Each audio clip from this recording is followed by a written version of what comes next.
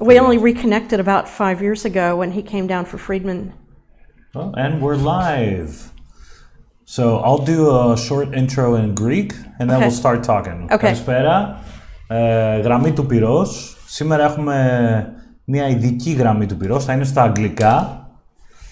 Έχουμε καλεσμένη μαζί μας μια αρχαιολόγο, την Louise Hitchcock, η οποία παράλληλα είναι και μέρος του φιλελεύθερου παύλα libertarian κινήματος στις Ηνωμένες Πολιτείες.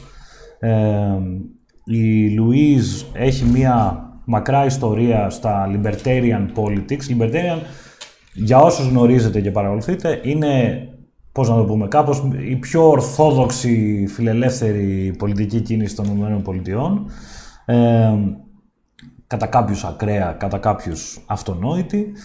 Και παράλληλα είναι αρχαιολόγος, η οποία είναι στο Πανεπιστήμιο της Μελβούρνης και έχει συμμετάσχει σε αρχαιολογικές εξκαφές και στη χώρα μας με ειδίκευση στον πολιτισμό του Αιγαίου και τον αιγαιοπελαγίτικο πολιτισμό. Louise, I just had a brief intro. Yeah, welcome.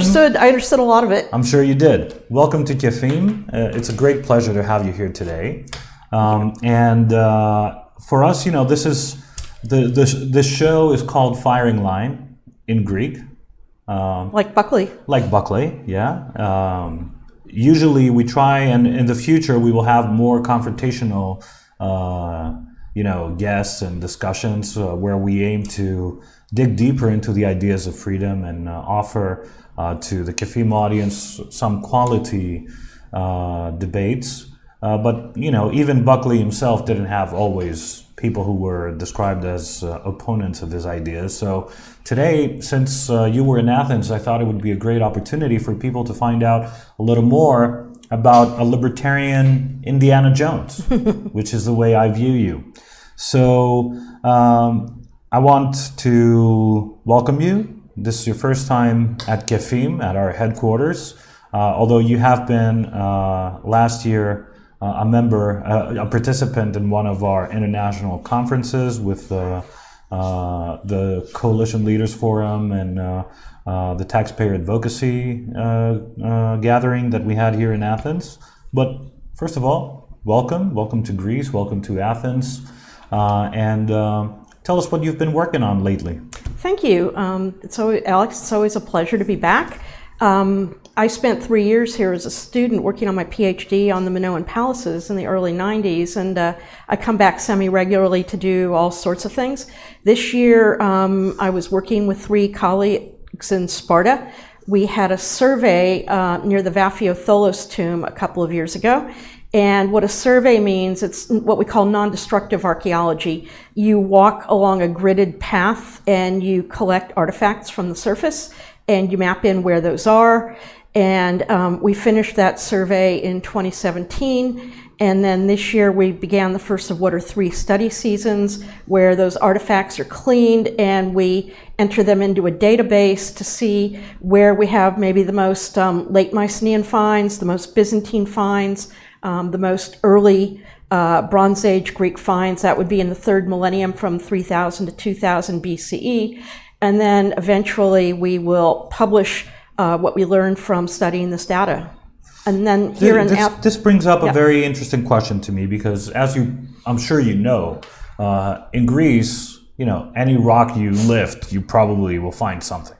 Well, more or less. We have so many thousands of years of history and, habitations and cities and smaller cities and villages and all that.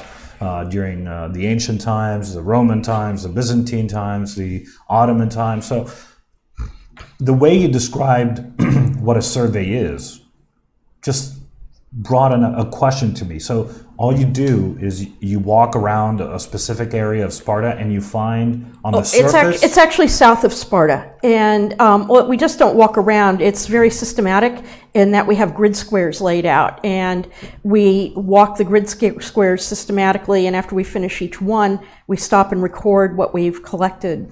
Yeah, but how do you find the things? How do we know there's a site there? Yeah. Okay, because there have been earlier surveys in the 1950s.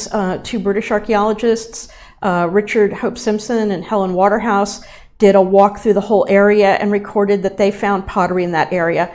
But even more important, and find it in the surface. Yeah, on the surface? Yeah, right on the surface. But even what's more important is that there's an important early monument there, the Vaphio Tholos tomb. It's one of the earliest Tholos tombs in Greece. And the tomb itself there's not much to see with it, in that because it was one of the earliest, it was built freestanding. Because it was built freestanding, the beehive shape of the tomb collapsed in. And so it's not very pretty to look at, but it was one of the few unplundered Tholos tombs that's been excavated. And it was the site where they found the famous gold Vaphio cups that are in the National Museum of Athens that show a scene of Minoan bull leaping and bull capturing, and also a set of scale weights, which means that the owner was probably an early wealthy merchant who was advertising his wealth. There had also been some minor excavation taken place by the Greek Archaeological Service on the associated Mycenaean site of Vaphio Paleopyrgi. And before we decided to apply to undertake the survey, we were walking around the area and found a Mycenaean quarry right on the surface. And we got a permit to study that, and we published it in 2016. How easy was it to get a permit? Well, it took us 5 years. And I had a chance, actually, being part of the Australian system, to get a large government grant to work here in Greece, but I couldn't find a willing collaborator.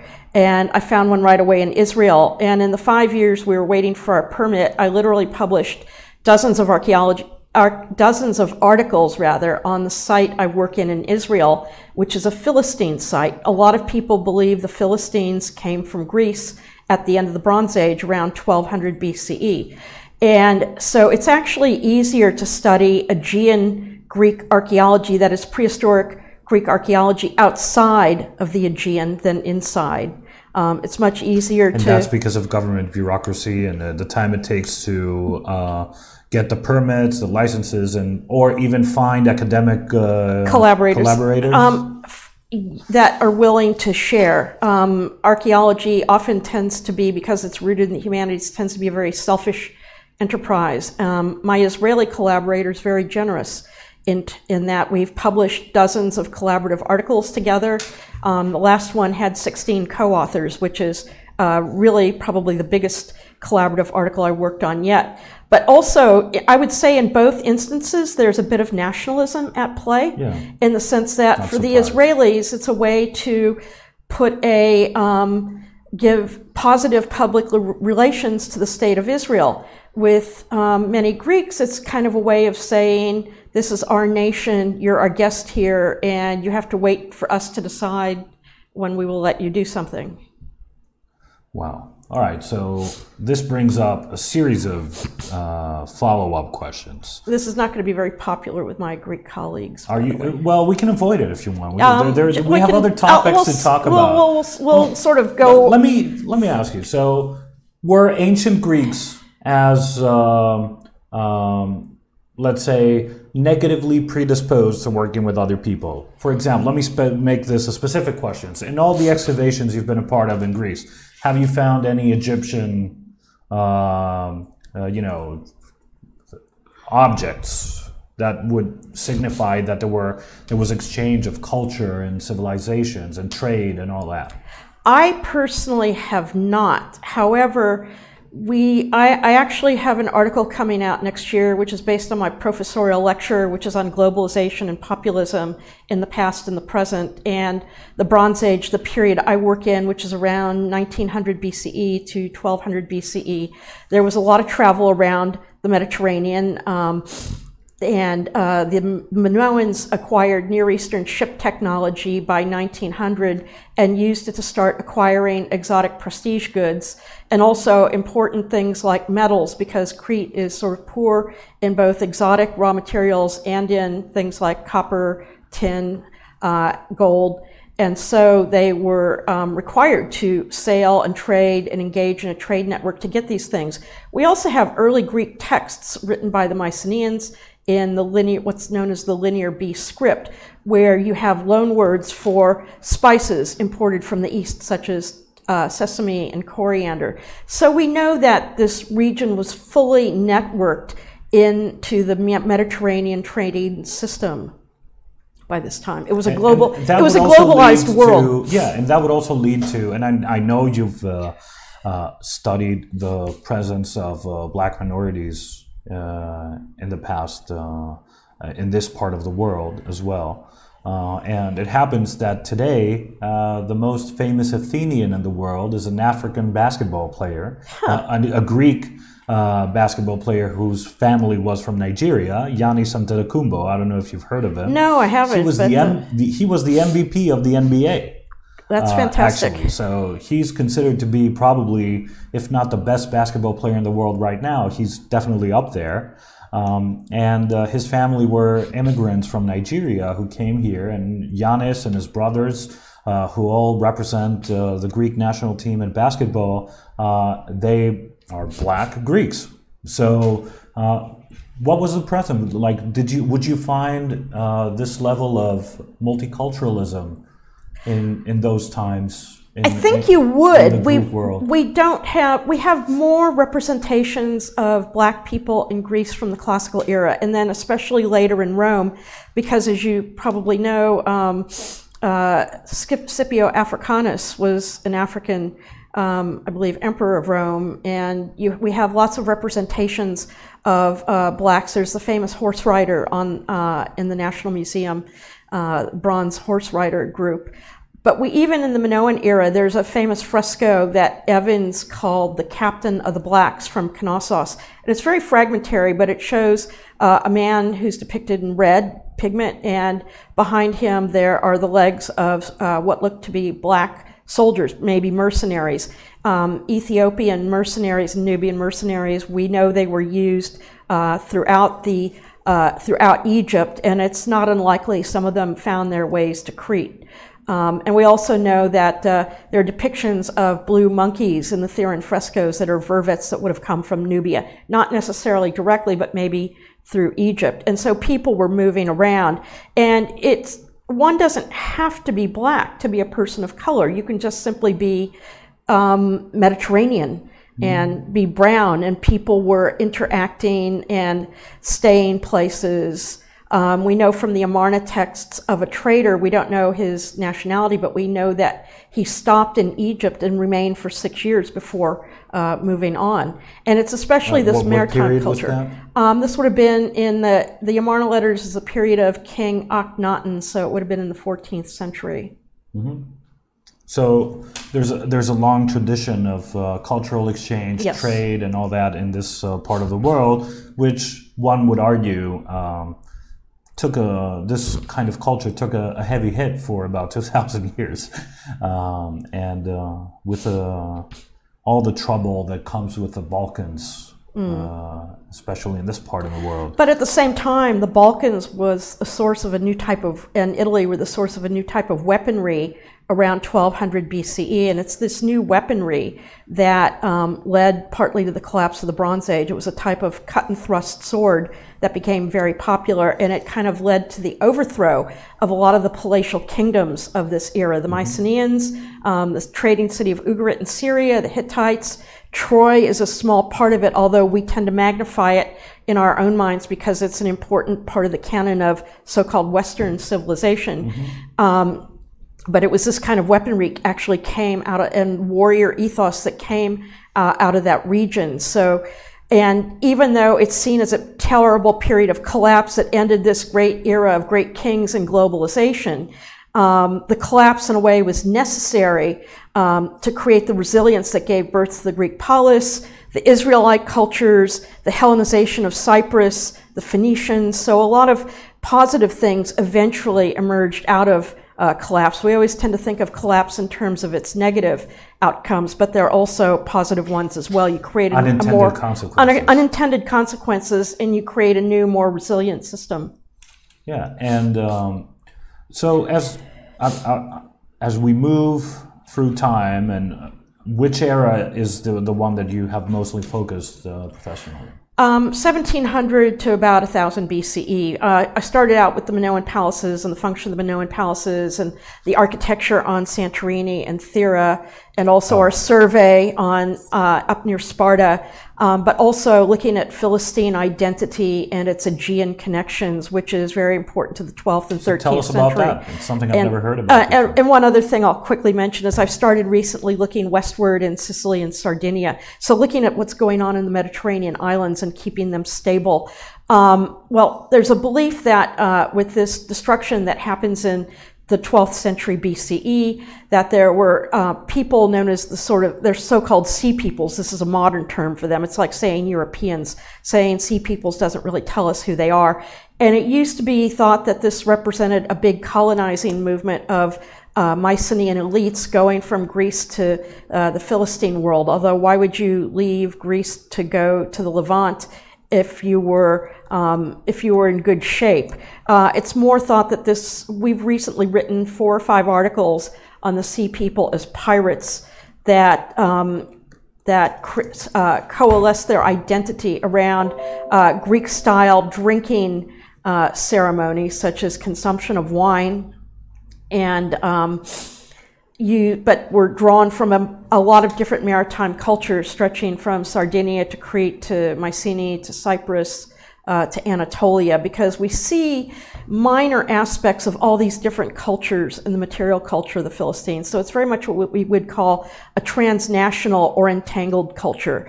And the Philistines tend to get a bad rap in the Bible. They're seen as the pagan enemies of the God-loving Israelites. However, back then everybody was pagan, and the demonization of the Philistines, it serves an ideological purpose to create a prestigious and a cohesive Israelite identity.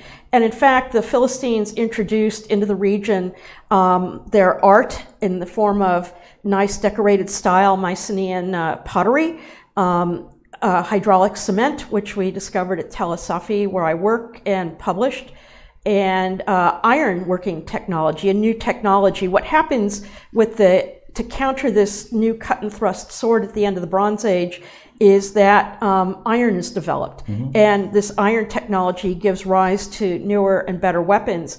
And in fact, it's the Israelites who lived in, they were sort of shepherds living in the hill country that were kind of the country bumpkins of the era. Very interesting. And you have been able to work in Israel on excavations or like surveys and all that? I worked on one project that's been going on for 20 years. I worked there for 10 years. My period there kind of ended 2 years ago when the upper part of the site was shut down. One of my former students, who's now my colleague, is there now with a small team of students working, and we may go back, but they're working in the later areas around the 9th century. For me, that's kind of the modern period. One of the things that I've always wanted to discuss with archaeologists is this. So when you compare Athens to Rome, right? Mm-hmm.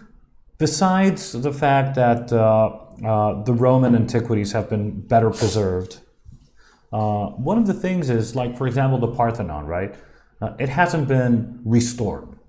It's like, it doesn't look like it looked back in the day, or not even close. Well, it actually looked like it looked back in the day a couple of 100 years ago when it was a powder store and then it was fired upon. We have actually pictures of what it looked like, but they've been restoring those buildings since I was a student here 30 years ago. Yeah. No further comment. But, yeah, all right. We're getting into the dangerous collegial territory. Are there different schools of thought on how to treat antiquities within the context of a society in a given time? Oh, yeah. Actually, most projects now have to have a conservator who will treat fragile artifacts. And maybe one of the detriments to the Acropolis, because it's an open air site, is that 30 years ago when leaded gas was being used in Athens, the pollution was becoming embedded into the marble, and you couldn't scrub it away without scrubbing the marble away. And it was also doing great harm to the people. I remember my asthma became worse there. I remember you could walk across Athens and blow your nose and black stuff would come out. But today, most projects have to have a conservator who can treat special finds, such as an ivory object. For example, if an ivory object or some kind of organic object is in the ground, its chemistry has been modified by being in the damp soil. And if you take it out of that quickly, it becomes like a fish that you take out of the water. It would just flop around, or in the case of let's say the ivory object, it would just crumble into bits. So you have to treat it very carefully. And smaller finds often tend to get a lot of attention. And I would say that the austerity moves in Greece have done a lot to harm the conservation of Greek antiquities, in the sense that Santorini, or ancient Thera, has a very important site, Akrotiri, which was destroyed in an earthquake around 1614 BCE.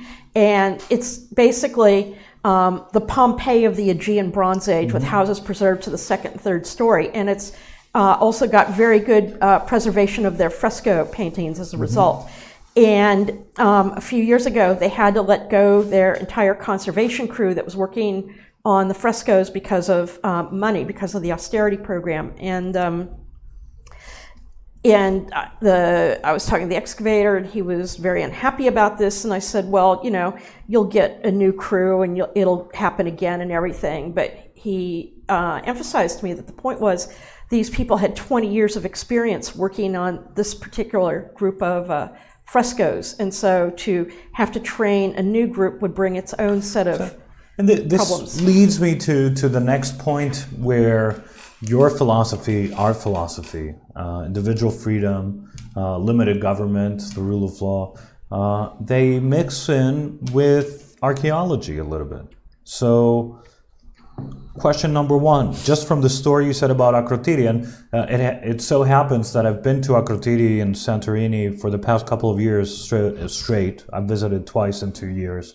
It's a wonderful, it's an awe-inspiring monument of humanity, right? You said it's the Greek Pompeii. So question number one, they needed money. They get thousands and thousands of tourists, wealthy American tourists and Australian tourists and Greek tourists of wealth and means. Isn't there a place where the private market can support archaeology? At least in Greece, that's not something very usual. We have a pretty much government-mandated, top-down approach to archaeology, and many would argue, even, you know, true liberals at heart would say, that's fine. You know, we don't want the private business to get immersed in the archaeological stuff, because, you know, all it takes is one short-term profit-seeking entrepreneur, and suddenly the damage to civilization and history could be enormous. So, what do you think? You're involved in a field where government plays an important role. Worldwide, fair enough to say? Yeah, but different governments. Yes, different governments. Not one government, and in a sense could be part of the problem. So there can be good governance of archaeological treasures and monuments and all that. There can be. There can also be bad governments. There can also be obstructive governments. And I don't know the specifics of how the Akrotiri excavation is run, although the excavation permit is undertaken through the University of Athens. And I do know there's a private Thera foundation that people can presumably go to. However, the administration of archaeological sites is, I believe, undertaken by the Ephorrhea. And they, I believe, collect the entry fees and things like that, and maintain or don't maintain the sites, as the case may be. But I want to mention one other thing. Whereas small finds tend to get a lot of attention, it's like you can sort of guard that 10,000th loom weight or pot, but architectural monuments, many of them are one-of-a-kind masterpieces, and they're left exposed to the elements, and it's actually getting to the point where in another generation it may not be possible for somebody to come in, a graduate student to come in and say, Hitchcock was all wrong on the Minoan palaces, I'm going to do a better job. But the remains will be too crumbled. So it's like the end of knowledge. Yeah. Right? Yeah. So, or the end of primary knowledge. Yeah. There'll be secondary knowledge, and there'll be Assassin's Creed, and yeah. Wow, that's interesting. So, can I just add one thing there with Assassin's Creed? A student of mine's doing her honors thesis on it, and I was surprised to find out when I was in Sparta that the Chaotis Cave, a really minor site I went to as a student where the Spartans used to dispose of their undesirables, is now a major spot on the tourist site because it's featured in Assassin's Creed. Yeah, and it's stuff like that, like, for example, for those who don't know, Assassin's Creed is one of the best-selling video games in the world, and the last edition, I think, was called Odyssey, and it involved in the Greek world. And one could think that from a tourist perspective, Greece could be doing more in order to advertise and attract more tourists to more antiquities than the Parthenon, and a few more that everybody knows, like Knossos Palace and all that. Yeah, well, that's part of it is the way the tourist industry operates. Knossos is the second most visited site in Greece after the Acropolis, and a lot of that has to do with the way the cruise ships come in every Tuesday, and that's when you get the most visits to the site, as well as tourists have caused great damage to the site, and large parts of it I used to be able to wander through as a student are now completely roped off. Really? So where do you find a balance between people who want to experience ancient culture and people who can derive meaningful knowledge from it, like you? So I am the consumer of, okay, I went there, I bought a ticket, I went through, I gazed at the wonderful palace, I said, oh my God, this is amazing. I took my selfie, I took my photo, I took maybe a book on my way out. I'll always remember it. I'm not sure what I'll remember. I don't fully understand or grasp, for the most people, right? They don't fully understand or grasp the significance in terms of architecture, of culture, civilization, and all that. It doesn't help that it's heavily reconstructed. It's been called some of the best Art Deco architecture in Greece because of Evan's reconstructions, but those also are now monuments to the past, to the history of Aegean archaeology, and they are also crumbling under the tourist footprint. But you could put walkways, which they've tried to do.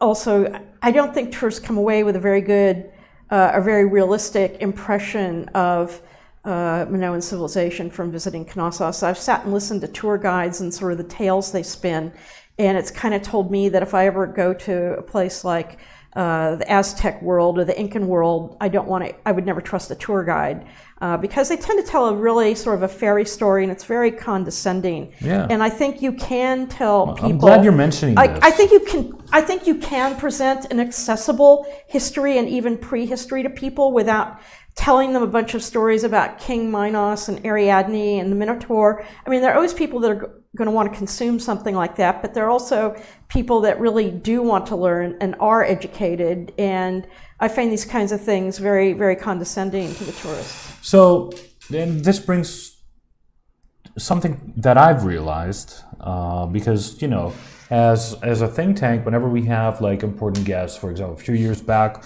we hosted Senator Rand Paul in Athens. So I won't hold that against you. Well, fair enough. I actually re-registered Republican for one day to vote for Rand Paul, and he dropped out of the primary, but he's become too much of a Trumpist now for me. Yeah, fair enough, yeah. And I'm definitely, personally, as someone who has been involved in U.S. politics, I worked for Rand's dad's campaign back in 2012 and all that. Yeah, I'm not no Trump supporters here, but in any case, we went to the Parthenon, to the Acropolis, and had a tour. And the first thing I realized was that even in English, when it's, you know, tourists who are, or foreigners who are being guided through the monument, the whole narrative of the Greek tour guides is very nationalist. Yeah, we found that out last year. And condescending. And the second thing is that, you know, we were together with a university professor who dared to point out at the Herodian and explain something about it. And then a tour guide passed by and said, "Are you certified to be able to describe things here? Because only if you're a registered tour guide you can do that." So what about that? How does that, first of all, is it something uniquely Greek? or have you seen it similar things in Israel or Italy or, you know? Well, in Israel, I have a friend who's a PhD who's also a licensed tour guide, and they have to go through a very rigorous set of tests. Theoretically, they do the same here too. Yeah, but that was the case when I was a student here as well, and I can sort of understand. But the way we used to get around that, we did a series of 4 10-day study trips around Greece, where we go from dawn till dusk, visiting sites and museums, and everyone had to do a site report, but we would do it outside the site and then go in and look around at what was talked about to get around that sort of licensed tour guide thing. Israel comes with its own set of problems in that it heavily reconstructs many, many monuments to where you can't tell the difference between what's real and reconstructed. It's kind of a biblical Disneyland advancing Israeli nationalism. Yeah. All right. So it's not a uniquely Greek phenomenon to add like the national narrative. Have the nationalist narrative, yeah. It's unfortunate though. Yeah. And I think people should have the choice, even between the tourist who wants to hear about the Minotaur, or the tourist who wants to hear about how this fresco was influenced by the Egyptian culture and because of trade, and dig deeper into the sociological or economic phenomena of the time. We would call that a postmodernist approach, giving competing narratives. Yeah, and there's nothing wrong with postmodernism. I found that lately a lot of people on the right, or even libertarians who aren't really libertarians, they will often paint academics as, postmodern postmodern left-wing Marxist feminists. And I would say that describes very few academics. But postmodernism itself is not an evil tool of the left. It's just a way of closely reading, putting out competing narratives, letting people make their choice. And it's only got this sort of association with the left, but there's no reason that anybody from any political persuasion can't utilize it. I mean, from that perspective, one could say that truthiness or alternative facts is the right-wing version of it. Except I don't think alternative facts is the same as an alternative narrative, because a narrative can sort of stand or fall, and alternative facts are put out as a truth that isn't really the truth. That's fair enough, but the left does that too. We like to say as archaeologists that we have this material culture, and those are the facts, and you can tell stories about them, but at the end of the day, you have to come back to the facts, and those anchor you. As long as you're anchored to the facts, then and after all, it's a competition in the realm of ideas, right? Exactly. Which one do you want? Exactly. It's kind of like a practical philosophy, in that you're using material culture and using philosophical ideas to try to come up with the best way of reconstructing the past. As a libertarian, in the whole experience of doing digs in Greece and being involved in Greek archaeology and all that, have you ever felt that you found something that was meaningful to you from an ideas perspective, from in relative to your libertarian principles and values? Not so much early on. At the time when I started, I was trying to escape the present by going into the past. And then I realized that the past and present sort of co-construct each other. And now since I've been getting interested in things like trade and globalization, maritime interaction, I've thought about things like how capital moves around. It's moved around a lot by piracy, which is bad in that it's destructive, but at the same time, it does move capital around, and so does trade. And people were one of the things that drove trade as far back as the Neolithic, when people were traveling around the Mediterranean in longboats, was the quest for metals. And before we had coinage, we had various hard currencies and mediums of exchange. Bronze, copper, and tin were one of the two foremost, but also exotic goods like ivory. And if you think of what it would take to get your hands on some ivory, you would have to be able to mount an elephant hunt, and that would take a lot of resources. And so ivory, or know where elephants go to die. Yeah, but it would have to be in Africa, and you would trade that. And ivory kind of became one of the ultimate transnational artifacts in that it was small, and you could display it to your retinue as a king and gain status from it. And it would often be handed down generations and even recut. And it was treasured because of its translucent power. It's mentioned both in Homer and in the Old Testament for its sort of translucent qualities. And other things like spices. When I worked in Syria, one of the first digs I worked on as a student, we had, it was an 18th century BCE site, and I didn't find it, but they had found a clove at the site. You think, oh, clove, what big deal? Cloves only came from Indonesia at that time. And it doesn't mean they were trading directly at Indonesia, but you had all this down the line trade. And spices are something that could be kept quite a while. They were small, they would fit in your pocket, and things like saffron, which was very much a part of Minoan culture and used in dyeing textiles, things like that would have also had probably been exchanged like a currency. So through most of the relevant to your ideas findings that you've had or you've come across, they more have to do with trade and the movement of capital and goods. Well, that's interesting to me, but it wasn't what I started out in. I started out wanting to know the function of the Minoan palaces and monumental architecture, and I think what I've always been interested in is space, because space kind of defines our routine. For example, you come to this building so many times a week, and you go to use certain rooms, and your daily routine is governed by the spaces you use. And I was interested in that from the standpoint of the Minoan palaces because of their complex and labyrinthine layout, but also in looking at maritime space, it's just a bigger space. And it also played a major role in creating people's identity. It was like, people often used to have this view of islands that they're these isolated laboratories that you could go to and things would be pristine and untouched. But in fact, islands and coastal areas were the most networked. And the sort of model of the network, which you could compare to the internet as a network, terrorism as a network, there's no center, there are just lots of connected nodes. And the sea was very instrumental in bringing all these regions together and creating trade.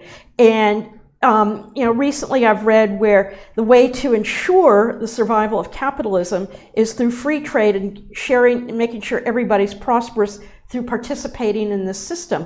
Well, this was also how islands maintained their security, was through participating in this system and having something that somebody else would trade with. And I just made my first trip to Sardinia last year, which is an extraordinary place. It's got 8,000 Bronze Age sites. And it's a little island, and that's just the ones they've discovered. And so you would have these sort of nodes, and the island would be this just interconnected network of continuing nodes, and that would have contributed to their security, but they were also outward looking. They had obsidian to trade, which is also still important. It's used in surgeries, and metals, and they had far-flung relations with Cyprus. And other places that were a bit more isolated, like Rhodes, got sort of desolated through piracy. So having trade and exchange networks, it not only created prosperity, but it also created security. That's a very interesting take on that. And one of the key questions that before we wrap up, because we've passed a little bit the 30-minute mark, but this has been very interesting to me, and I'm sure that for everybody who's watching, it's also interesting. Questions that Greeks want to ask, right? So I've talked with a few of my colleagues and some of our ΚΕΦίΜ members. What would they ask you? The first question that most of them mentioned was, do you think that it would be appealing to Americans or Australians, because those are you're American you're a teacher in Australia, right? Yes. So a professor. A professor. It's okay.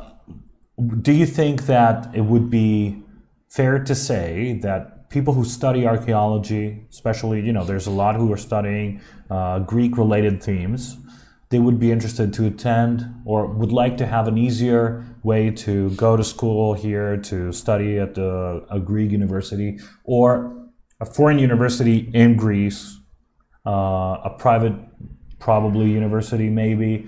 Do you think this is a wasted opportunity, the fact that our constitution mandates that... You mean for Greeks or for foreigners? For foreigners to come and study here. It already exists in a sense, in that there are a number of foreign schools here that are responsible for allocating permits to do research.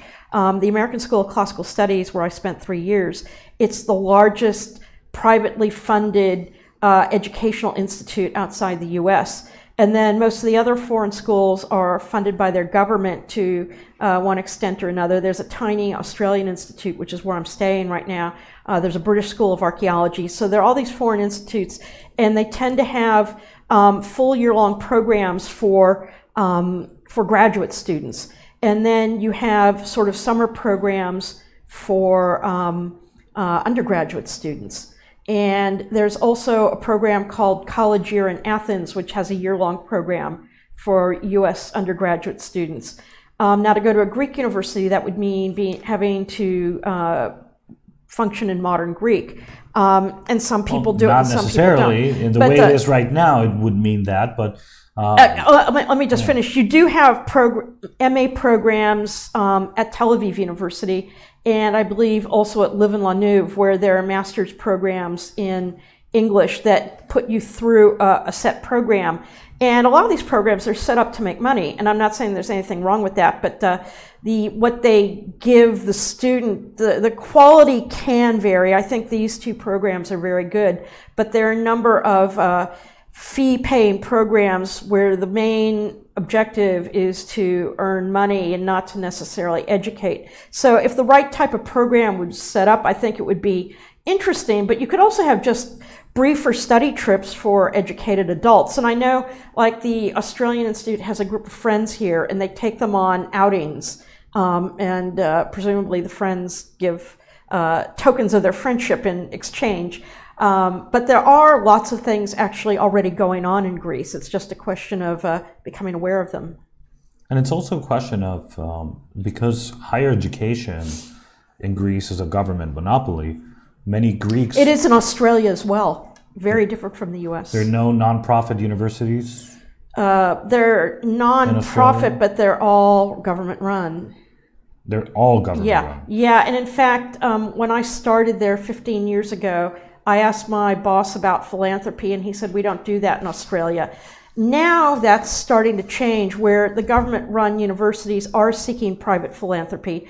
And we had our recent chair of classics funded by the Greek community. And that's now a named chair. And another foundation gave $20 million to the school I teach in, the School of Historical and Philosophical Studies. And it was the largest single philanthropic donation by a private individual to an Australian university. But then you have other sort of policy think tanks like Manukau, which seems rather good. And then you have this attempt to create a Ramsey Center for Western Civilization, which has not gained much traction with the academic community because of the whole emphasis on Western civilization, because Western civilization doesn't start in the West, it starts in the East. And so it's seen as rather exclusionary. I mean, my personal feeling is if you're going to critique Western civilization, you have to know about it. However, if you're going to do Western civilization, you have to realize it also doesn't start in the West. Mm-hmm. Do you think that when Greeks say that, or others say that Greece is the birthplace of Western civilization, do you think that's accurate? No. Because I started out wanting to do classical archaeology. I did my BA in political theory and philosophy and studied Plato and Aristotle and had this idea of the Greeks as rational and logical. And then I came here as a graduate student and learned about the cult of Dionysus and the cult of Asclepius, where you sleep in a room with a snake, and Dionysus, where you tear up a little animal and get really drunk, and realized that I was getting a very skewed view of Greece. And also I started out I ended up doing my MA in the history of the ancient Near East because I wasn't very sophisticated as a student. I wasn't a good consumer. And the only excavation they had going out of UCLA, which was the closest university to where I lived, was in Syria. And that gave me a completely different perspective, and I lost interest in classical archaeology. It just seemed too modern, and got interested in the Bronze Age and what people were able to achieve. And you had astronomy and astrology and great building methods and maritime sophistication. And it's just not possible that Greece is the pure fount of Western civilization. It didn't spring fully developed like Athena from the head of Zeus. It had a long gestation period prior and was influenced by many outside cultures. Well, Louise, thank you so much for joining us here today. Thank you. It was a real pleasure having you, and you know, keep rocking and keep spreading the knowledge and keep digging Greece to find more of our ancient heritage in Sparta and the Aegean and everywhere else. I hope that the Greek government is going to make your job easier now in the future. There has been a change in government. What have you heard about that, by the way? Nothing. I mean, just that it's a change in government. I did meet the new mayor of Sparta. He's very impressive. Oh, he's a member of our board. Petros Loukas, the mayor of Sparta, member of the ΚΕΦίΜ board. I'm very optimistic that things will improve for Greece, and you keep reminding everybody how Tax Liberation Day is earlier and earlier in the year, and I think that's also very good. Yeah. Well, thanks for joining us. Γραμμή του Πυρός την επόμενη Πέμπτη. Θα είμαστε κοντά σας. Την επόμενη Πέμπτη έχω το αίσθημα, την προαίσθηση ότι θα φύγουμε πάλι από τα πολιτικά και θα κοιτάξουμε να ασχοληθούμε λίγο με τον κόσμο των επιχειρήσεων. Θα τα πούμε την επόμενη Πέμπτη. Γεια σας. Thank you.